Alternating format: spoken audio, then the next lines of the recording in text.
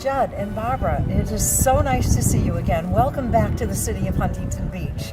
We have a remarkable day today. We're sitting here at this beautiful 5th and PCH, and your marvelous artwork stands in the wind so solidly and beautifully. Please tell us how this came about. What was your vision? How did this start?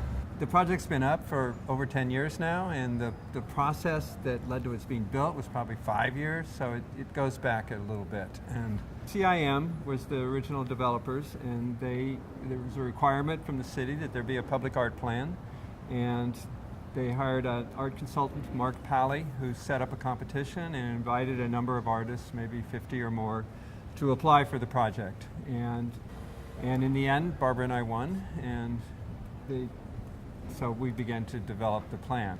To make a plan that has some really obvious main elements, the barnacle column and the wave and the replication of the Huntington Beach Pier and the mosaics that are dropping above and below the parking lot, but the entire span, the sidewalk and the paving itself and everything got to be included as this kind of iconic celebration of the main aspects of Huntington Beach. You really captured the spirit, the history, the ecology of Huntington Beach and brought it together with so many variables that people hardly even know that they're walking on glittery sand, and yet you've captured it in the sparkles of the paving. Really, really remarkable. How did you get inspired by such detail?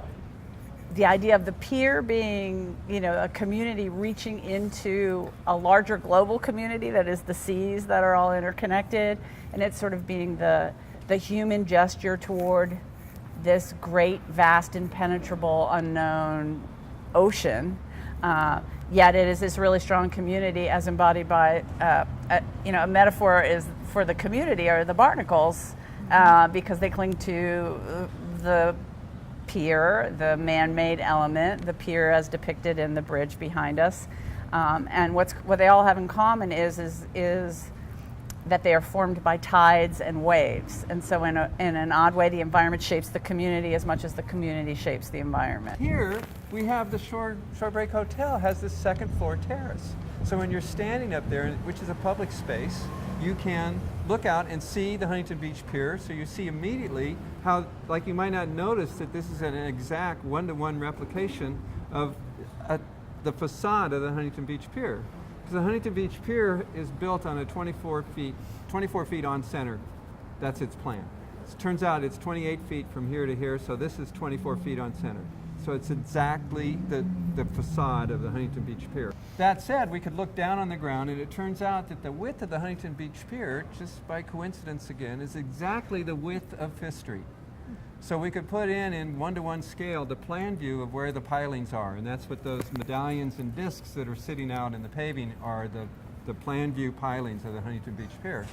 And then this became where sand and sea and waves all meet, and this is like the swell patterns around a barnacle piling. So the idea of what's tying this whole thing together, why are these things here, is this ground plane, which is the paving, the street, the thing we just talked about, interlocking brick pavers and the high-end lithocrete pourings. So Waterline, which is this kind of idea of a line of water that rises and falls with the tides. It never is, it's not a static concept at the same time.